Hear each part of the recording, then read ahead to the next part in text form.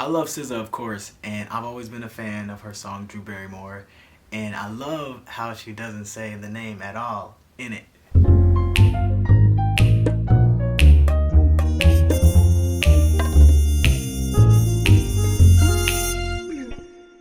The whole song came about because of a conversation. I wrote it after talking to a friend of mine, and he was telling me about his relationship that was ending, and I just realized I've never told him this story. It's too late, the song's already out.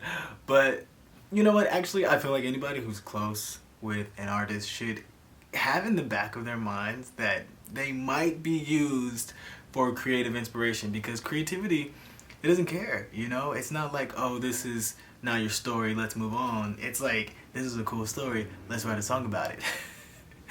And I did. It's called Mariah Carey for a couple of reasons. I don't really write docu-songs, but since this is a docu-song for the most part, even though it's not my story, it's based on something that was happening in real life. And my favorite Mariah Carey song is called The Roof, and it's a docu-song. It's a brilliant song. Go listen to it after this. And then also because when I heard the track, I just felt like that vibe, like it just had a very The Roof vibe for me, so it made sense. There's no instructions for falling in love, no right or wrong for falling out of it. Whoa, so many times thought I had the one, then everything started crumbling. When we were talking and he was telling me the story, I felt really like there was no advice that I could give, you know? All I could really do for him is be a listening ear, and in that moment when I felt kind of useless, I thought it's really crazy how there is no one to be able to tell you how to fall in love, and there's no one to be able to tell you how to fall out of it. Like, there is no specific way to do it, and that was really interesting to me.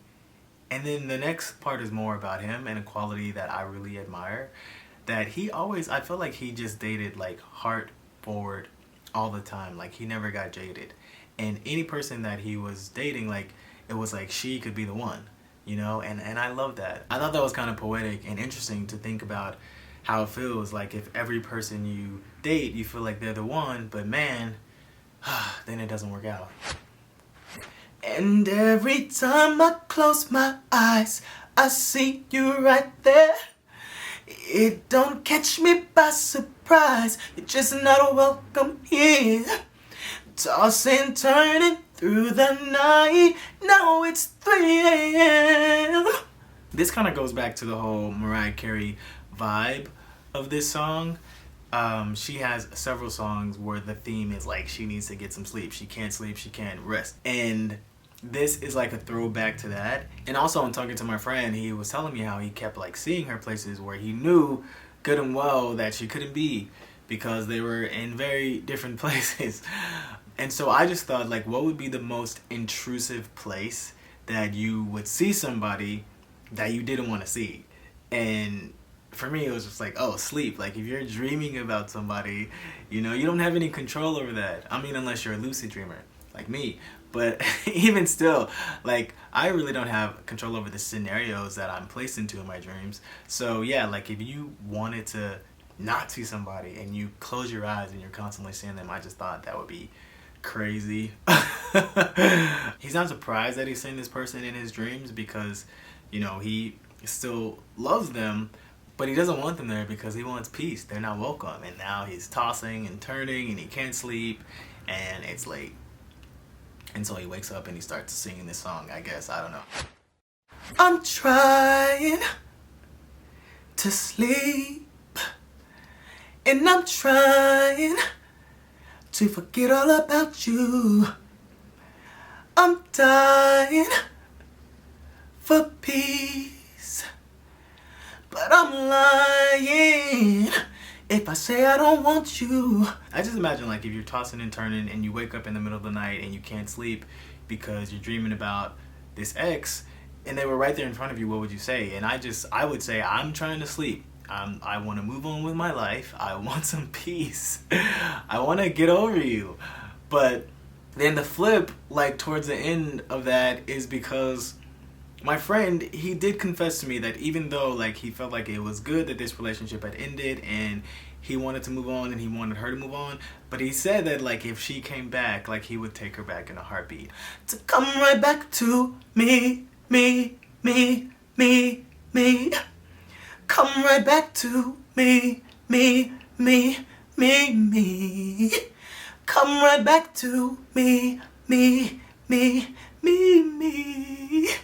Come right back to me, me, me, me, me.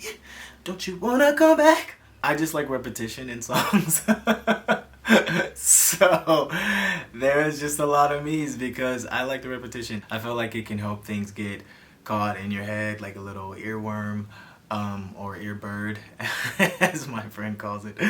But then I also feel like the chantingness of it was also kind of like maybe him calling out to his ex, kind of like willing them to come back, actually. Like, come back to me because I actually do want you to come back. He's all over the place, but it's late. Like, people do crazy stuff when they're tired. That's why you should always get good sleep. There is no judgment for what it was. Not everything is gonna work for us. Oh, whoa. I meditated to clear my chakras, but still I feel you gotta hold on me. This is the part of the song where it shifts from my friend more towards me, like where I step into the shoes of the narrator or the protagonist of the story, and I just took it from like my perspective.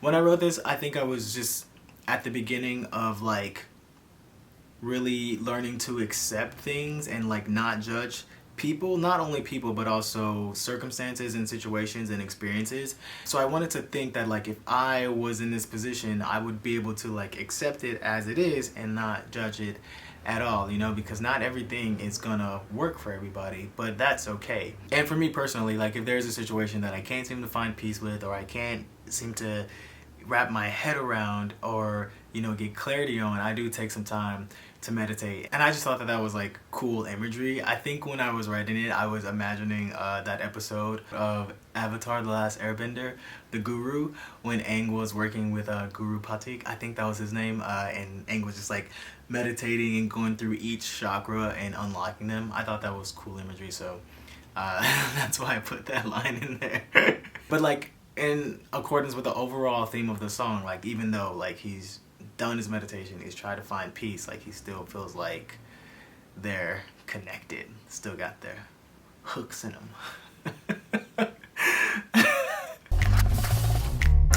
And I thought that that was really poignant and interesting, you know, like you're at this place where you peacefully want to have resolution to this, but you still feel strongly enough that if this person came back to you, you would take them back. And I thought that was, yeah.